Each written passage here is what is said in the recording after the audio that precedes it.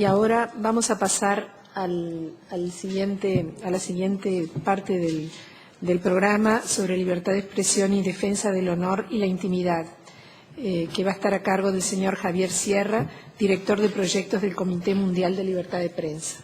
Tiene usted la palabra. Muchas gracias, señora embajadora. Damas y caballeros de esta distinguida audiencia, muy buenos días. Quiero, en primer lugar, agradecer a la Relatoría para la Libertad de Expresión, especialmente a la doctora Catalina Botero, por su gentil invitación para participar de nuevo en este foro sobre temas de crucial relevancia para las Américas. Tengo el gran placer de dirigirme a ustedes en esta ocasión acerca de una de las controversias de libertad de prensa, como mencionaba el señor Mendel hace unos instantes, más pertinaces no solo en nuestro hemisferio, sino en todo el mundo. Los encontronazos entre la libertad de expresión y la defensa del honor y la intimidad, dos conceptos que bien podrían definirse como agua para chocolate, aunque más adelante trataré de demostrar que no existe tal incompatibilidad. Ha sido este tema uno de los focos primordiales de la labor de nuestro comité a lo largo de más de 3 décadas. Lo hemos hecho desde una tribuna muy similar a la del Sistema Interamericano de Justicia. Nosotros concordamos con la Corte Interamericana en que las libertades de prensa y expresión tienen un altísimo valor. Tanto es así para nuestros países que este concepto, en la Convención Americana, incluso excede el que reflejan otros tratados internacionales. Tal y como dice la Comisión Interamericana, las garantías de libertad de expresión contenidas en la Convención Americana fueron diseñadas para ser las más generosas y para reducir al mínimo las restricciones a la libre circulación de las ideas. En este tenor, el Comité se ha distinguido en la lucha contra la colegiación de periodistas, los códigos obligatorios de conducta y otras restricciones al libre ejercicio del periodismo, especialmente, y este es el tema central de mi charla, las llamadas leyes del honor, es decir, las de desacato y las de difamación penal. Estas leyes constituyen el mayor obstáculo contra la libertad de expresión y prensa, aparte, por supuesto, de las amenazas y agresiones físicas contra los medios de comunicación. Históricamente, los estamentos públicos de nuestros países han profesado una fiel devoción por estas leyes porque, entre otras razones, a quienes mejor protegen es a los funcionarios públicos. Recordemos que las leyes de desacato, por ejemplo, fueron creadas por el Imperio Romano para escudar al emperador contra las críticas del pueblo. Y aunque la situación ha mejorado en la última década, este culto al honor sigue profundamente arraigado en las burocracias de la región. En una misión a un país centroamericano tuvimos la oportunidad de visitar al presidente de la Corte Suprema. Después de una muy cordial conversación, cuando le instamos a que usara su influencia para derogar la única ley de desacato de su país, el magistrado, con voz suave y tono firme, nos dijo: antes de eliminar la ley de desacato, me corto el brazo derecho. Para mí, la vida sin honor no merece vivirse. Todavía no sabemos qué nos conmocionó más, las palabras del magistrado o el terremoto de intensidad 3,5 que sacudió el edificio de la Corte Suprema mientras bajábamos por las escaleras. Y digo que la situación ha mejorado porque un año más tarde nuestra misión rindió frutos y ese país eliminó su ley de desacato y el magistrado conservó su brazo derecho. En otra ocasión, un presidente sudamericano se creyó contra un periodista quien había publicado artículos muy críticos pero verdaderos sobre su gestión pública. Y en una entrevista con la televisión, el mandatario reconoció tanto la veracidad de los artículos como su derecho a querellarse, diciendo lo siguiente: sí, él tiene razón, pero me insultó. Años más tarde, gracias a la intervención del Sistema Interamericano de Justicia, este Estado se vio obligado a eliminar su ley de desacato, que incidentalmente era una copia exacta a la ley de desacato de Benito Mussolini. 7 países latinoamericanos siguieron ese ejemplo eliminando total o parcialmente sus leyes de desacato. Pero todavía quedan muchos más equipados con estos estatutos obsoletos y anticuados, heredados de tiempos coloniales o autocráticos y en pleno desafío de las recomendaciones y decisiones del Sistema Interamericano. En su informe anual de 2004, la Relatoría declaró lo siguiente sobre las leyes de desacato. En algunos casos, el desacato se considera incluso una figura de acción pública, es decir, que la persecución penal corresponde a los órganos acusadores del Estado, ministerios públicos, fiscalías o procuradurías. Este delito supone, por lo tanto, que todo el sistema represivo estatal se active para sancionar a quienes critican a funcionarios públicos y su gestión, lo cual es a todas luces contrario al principio democrático del control de quienes ejercen los poderes del Estado. Por fortuna, el uso de las leyes de desacato está en franca recesión en el hemisferio, gracias en gran parte a la labor del sistema interamericano y a la presión que ejercen grupos de libertad de prensa como el que yo represento. Sin embargo, donde sí encontramos un robusto florecimiento es en el uso de las leyes de difamación penal, la otra espada de Damocles que las burocracias de la región usan para amedrentar y castigar la libertad de prensa. Todos los países del hemisferio, excepto las 3 honrosas excepciones de Canadá, El Salvador y México a nivel federal, cuentan con leyes de difamación, injurias y calumnias en sus códigos penales, un arsenal que se abusa hasta límites insospechados. Y les voy a dar un par de ejemplos. Panamá ostenta el récord hemisférico de querellas por difamación penal o desacato contra periodistas con casi 100 casos. En Paraguay, el periódico ABC Color ha sido el blanco de casi 20 querellas por difamación penal, incluyendo el caso contra la periodista Mamel Rensfeldt por parte del expresidente Juan Carlos Guasmosi, quien exige $10 millones en compensaciones, el récord absoluto del hemisferio. En Ecuador, el presidente Rafael Correa se querelló contra el director del Consejo Editorial del diario La Hora, Francisco Vivanco, debido a un duro editorial contra la gestión del mandatario, quien exigió prisión preventiva para el querellado. La lista es interminable, pero hoy quiero hacer énfasis en el progreso. Por tanto, quiero mencionar 2 casos que deberían desembocar en la despenalización de las leyes de difamación en sus respectivos países. Primero, en 2004, el alcalde de la ciudad uruguaya de Paysandú se querelló contra el periodista Carlos Dogliani debido a unas informaciones publicadas sobre su gestión pública. El caso llegó hasta la Corte Suprema, que se decantó por el querellante esgrimiendo algunos de los argumentos más regresivos en materia de libertad de prensa. Los magistrados, pese a reconocer que las informaciones eran verídicas, dictaminaron que el derecho al honor de una persona limita el derecho a la libertad de expresión. Y peor aún, que la base fáctica de la información no era una defensa relevante y que incluso una información precisa puede constituir una difamación.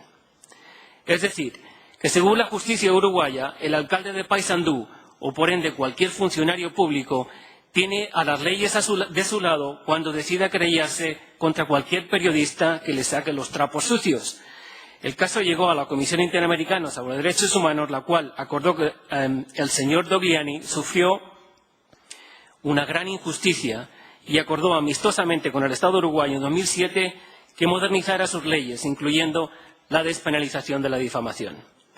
Desde aquí quiero reiterar nuestra felicitación al presidente Tabaré Vázquez por el proyecto de ley de despenalización que presentó ante la Asamblea General del Uruguay e instar de nuevo a la Cámara de Representantes que finalmente, después de 2 años de dilación, apruebe esta importantísima iniciativa. Y segundo, en 1991, el periodista argentino Eduardo Kimmel publicó su libro La masacre de San Patricio, un detallado informe de los asesinatos de 3 sacerdotes y 2 seminaristas en 1976 durante la dictadura militar. La investigación del señor Kimmel concluyó que el juez que presidió el caso, Guillermo Riverola, pecó de negligencia en su decisión porque fue obvio que la orden del asesinato vino del seno de la Junta Militar. El juez Riverola presentó una querella por difamación contra el periodista, quien fue sentenciado a 1 año de prisión y a pagar una multa de $20.000. El caso llegó en 2001 a la Comisión Interamericana y 7 años más tarde a la Corte Interamericana, la cual dictó en favor al señor Kimmel, arguyendo que la opinión no puede ser objeto de sanción, más aún cuando se trata de un juicio de valor sobre un acto oficial de un funcionario público en el desempeño de su cargo. En este y varios otros sentidos, la decisión coincidió con las opiniones legales expresadas por nuestro comité por medio de nuestro apoyo legal presentado en forma de amicus curiae ante la Corte en nombre del señor Kimmel. En este documento defendemos que los funcionarios deben estar sujetos a un nivel superior de escrutinio. Por tanto, las leyes que permiten el castigo penal por difamación, particularmente las que se aplican contra los periodistas y los medios de comunicación, deben eliminarse en todas las naciones en las que existen. Lo que está en juego en estos dos casos fundamentalmente es la capacidad de los periodistas uruguayos y argentinos de cumplir con su obligación de informar al público sin tener que arriesgar su libertad o su patrimonio. De nuevo, quiero instar desde aquí al Estado argentino para que ponga en marcha la maquinaria legislativa y de una vez por todas despenalice las leyes de difamación e injurias y calumnias en ese país. Dicha reforma cumpliría con las opiniones, decisiones y declaraciones del sistema interamericano, especialmente con la Declaración de Principios sobre la Libertad de Expresión de la Comisión Interamericana, cuyo principio 10 reza de la siguiente manera. Las leyes de privacidad no deben inhibir ni restringir la investigación y difusión de información de interés público. La protección a la reputación debe ser garantizada solo a través de sanciones civiles y en los casos en que la persona ofendida sea un funcionario público o persona pública o particular que se haya involucrado voluntariamente en asuntos de interés público.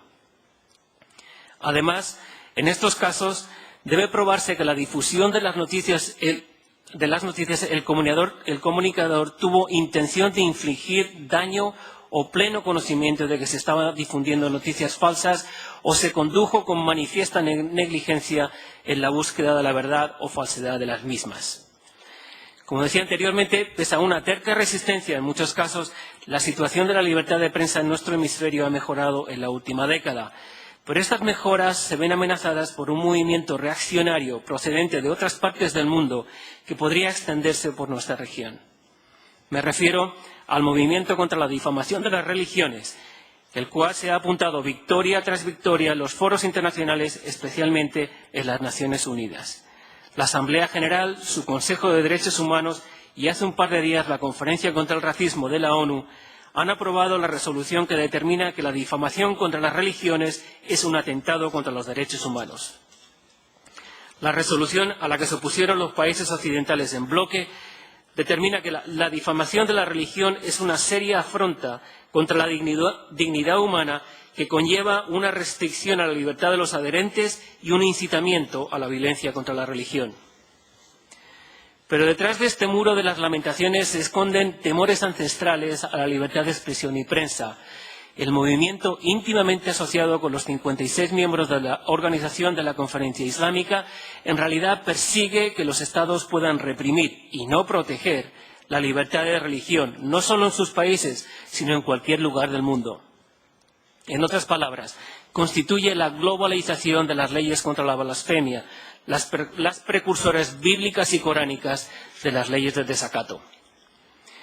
Esta resolución, decorada con metas altruistas, en realidad garantiza a los líderes religiosos la potestad de criminalizar las expresiones y actividades que ellos crean que insulten su religión.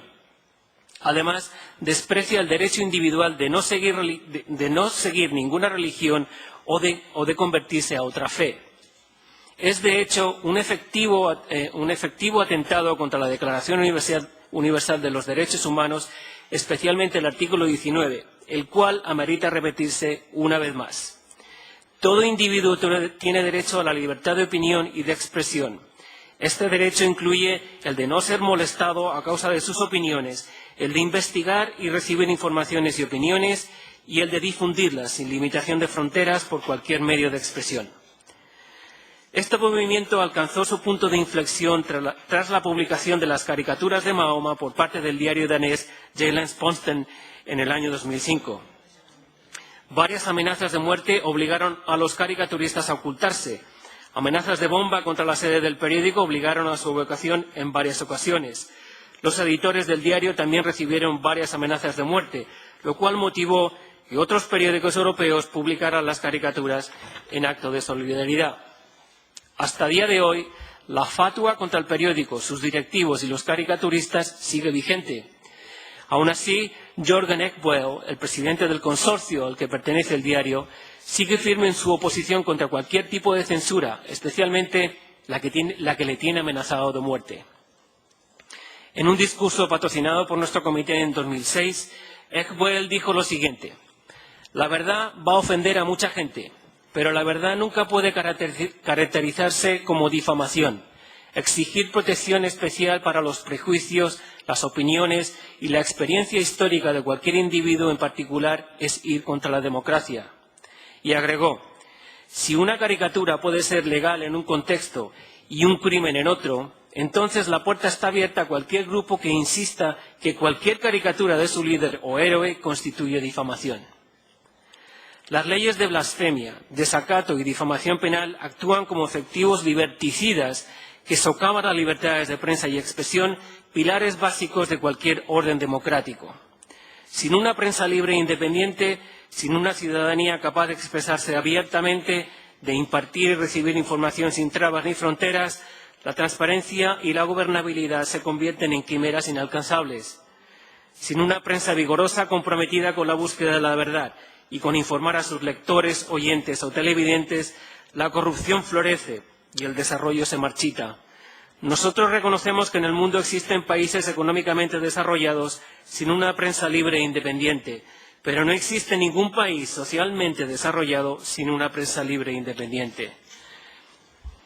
En estos hechos se basa nuestro convencimiento de que la libertad de prensa y de expresión son conceptos indispensables y sin los cuales el respeto a los demás derechos humanos se hace insostenible. Muchas gracias. Le agradezco mucho al señor Javier Sierra por su exposición.